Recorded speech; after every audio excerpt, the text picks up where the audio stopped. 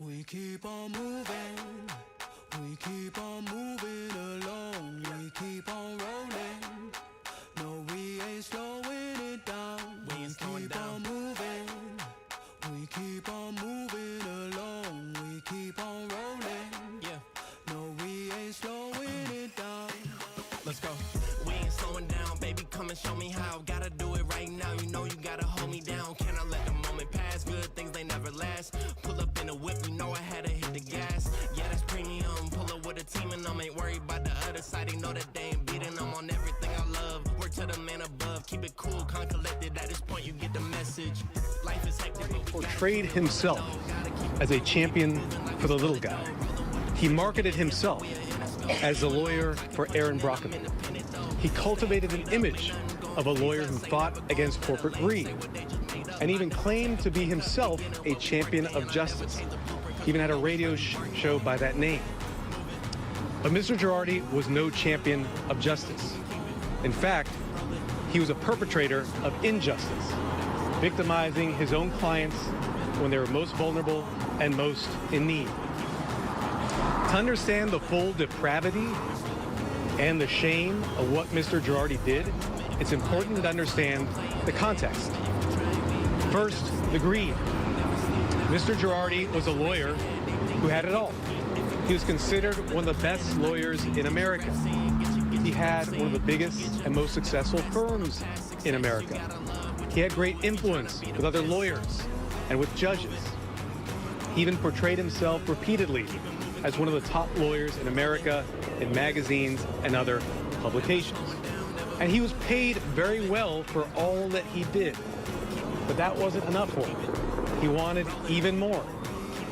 His insatiable appetite for money is what led him to court and what led to this verdict today. Secondly, it's important to understand the breach of trust involved in what Mr. Girardi did. As lawyers, we all have duties to our clients, duties of trust to our clients. Mr. Girardi had that duty of trust, but especially with the clients that he had, people who were most vulnerable, people who had gone through traumatic incidents, people who were desperately in need of his help, people who were not lawyers and relied on his expertise. Yet Mr. Girardi chose to take advantage of those very same clients, those vulnerable people, the ones who'd gone through traumatic incidents, in order to enrich himself. This is what I mean by truly repugnant and shameful conduct. We know that today's verdict cannot repair all the damage that has been done by Mr. Girardi, but we hope that the fact that he has been brought to justice, that a verdict has been found and he's been found guilty of 4 counts of wire fraud, will bring some comfort to the many victims of his reprehensible conduct. I will now bring to the podium, or the virtual podium, Special Agent in charge of IRS Criminal Investigation, Tyler Hatcher. Thank you, Martine. Good afternoon, ladies and gentlemen. As stated, I'm Tyler Hatcher. I'm the Special Agent in charge of IRS Criminal Investigation. I want to thank U.S. Attorney Martin Estrada and his team and our team during the lengthy process of this trial. Today's guilty verdict is another example of work in safeguarding victims of fraud. Approximately 2 years ago, Martin Estrada challenged us in IRS Criminal Investigation and our other federal partners to take an aggressive stance and to hold those who betray the public's trust, accountable for those actions. And I think today's guilty verdict highlights our efforts in holding professionals in positions of trust accountable. The evidence displayed during trial showed that Mr. Girardi exploited his clients in their various times of need. Many of his clients suffered life-altering injuries and other catastrophes. And instead of ensuring timely payment on their lawsuits, Mr. Girardi used those awards to fund his lavish lifestyle and to pay other settlements.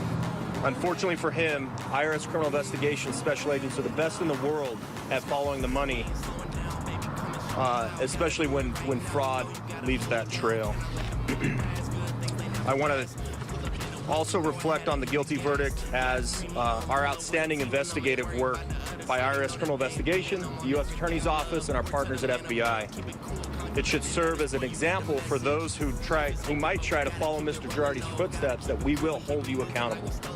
Protecting vulnerable citizens is some of the most rewarding work that we do at IRS Criminal Investigation. And I thank you for your time. Thank you. Good afternoon. I'm Ted Dox, Special Agent in Charge of FBI Los Angeles Criminal Division. With this verdict, Thomas Girardi is finally being held accountable for his egregious actions.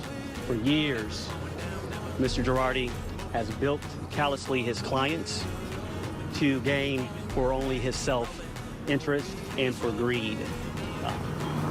This is a case in which the FBI will always exude every resource to get individuals like this, because this is something that we take very seriously and we know impacts the community. Mr. Girardi also, he took his position as a lawyer, and he betrayed the trust of so many folks within the community here today. I will tell you that the FBI is grateful for the partnerships we have with IRS, Criminal Investigative Division, as well as the U.S. Attorney's Office to hold these individuals accountable. They were significant in their assistance in helping to bring this particular case to a successful outcome. Thank you. So I'll now take questions. Before I do that, I want to give thanks where it's deserved. The IRS and the FBI did a phenomenal and comprehensive investigation in this case. They were very thorough, left no stone unturned. I also want to particularly recognize the Assistant United States Attorneys in my office responsible for this, AUSA Scott Patey and Ali Mogadoff. I also want to note some of the investigators in this case, particularly IRS agents Ryan Roberson, Ryan Iwamoto, Ryan Bennett, and FBI Special Agent Elias Guerrero. Now take questions. I have two questions. Well, one is for you. So he's 85 years old, and he's in an assisted living center, a memory care center in Orange County. What's going to happen with him at sentencing? Do you send an 85-year-old man to prison, or could he be put on house arrest, or how does this work? So sentencing is set for December of this year. I believe it's December 6th, if I'm not mistaken. Just to make sure I get you an accurate date. Yes, December 6th is the sentencing in this case. We are not going to prejudge that. We will look at all the facts as they come in. There'll be a comprehensive report that is prepared by the probation department. We'll look at all the facts in terms of recommending our sentence. But the mere fact that he is older, an older adult, does not mean we will not seek prison time. It's important in a case like this not only to punish the wrongdoer, but to send a message to others out there who would think of doing the same thing, that there will be serious consequences for this type of misconduct. So the statutory maximum sentence he faces for 4 counts of wire fraud is 80 years in federal prison. There's something called the sentencing guidelines. We will look at that to determine what the appropriate sentence is. Again, we have to look at all the facts and circumstances. And by the way, another important part of sentencing is hearing from the victims.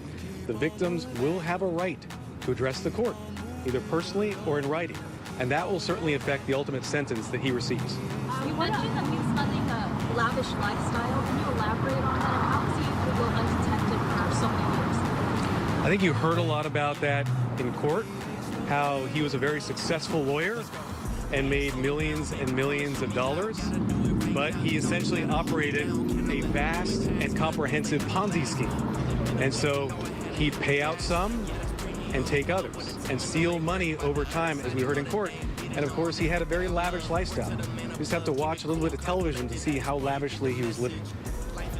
You had a question, yes? Yeah, so what's the exact number? I know initially it was reported that he embezzled more than 15 million, but at least says tens of millions. Is there a number that we could use? So we will leave it at tens of millions of dollars. We now need to do further looking at the facts. The probation department will look because we had, in this case, certainly 4 victims whose stories were heard. We expect other victims to come forward and hear more about some of the issues they dealt with, which will likely increase the loss at issue in this case. The fact that Girardi put in, $80 to $100 million of his own money back into the firm, how does that fit in with your narrative? I won't confirm any amounts. So I don't know how much money he actually put into. No, I won't confirm any amount. I won't confirm any amount that he actually put in. But in a Ponzi scheme, as you heard at trial, it's very typical for someone to keep the Ponzi scheme running by putting in some funds of their own. That doesn't mean he did not steal money. That doesn't mean he's not guilty of a fraud offense. And it doesn't mean that he left many, many victims irreparably damaged by his actions. How did you break this? You're going to have prosecutors actually ask the judge to consider uncharged victims at sentencing?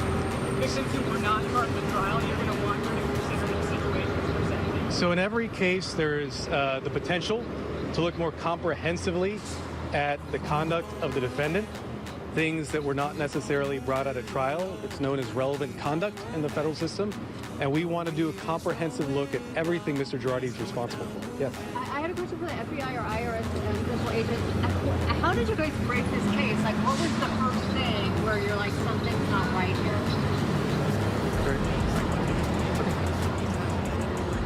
No, that's a great question. In IRS criminal investigation, we get involved when there's a lot of money. And as you can imagine, victims need to be heard. And that's one thing that we pay very, very close attention to. As I said in my comments, we've taken an aggressive approach to essentially trying to make victims whole.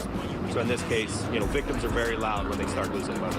Gotta keep it grooving, keep it moving like we stole it though. Rolling with the punches, giving hits like we are in a scope. Even though I'm clocking, punching in, I'm independent though. Staying prayed up, ain't nothing gon' phase us. Ain't never gon' let a lame say what they just made up. I never take a pay cut, we getting what we worth in. I never change the blueprint cause we know it's really working.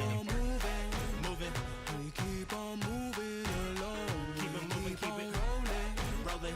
No, we ain't slowing it down. Never slowing down, never moving. We keep on moving along. Keep it moving, keep it rolling. No, we ain't slowing it down. Never gonna lose it cause we in it for the movement. If I'm lying, then I'm flying. Don't play into their amusement. If we trying, we ain't dying. Never sleep, never sleep, never. The moment that you rest your head, they think they can't compete. If you gotta skip steps, then the plan is not complete. Get your reps in, get your reps in, get your. Never rest on a past success. You gotta love what you do if you tryna be the best. Moving, we keep on moving along. Keep it moving, keep it rolling.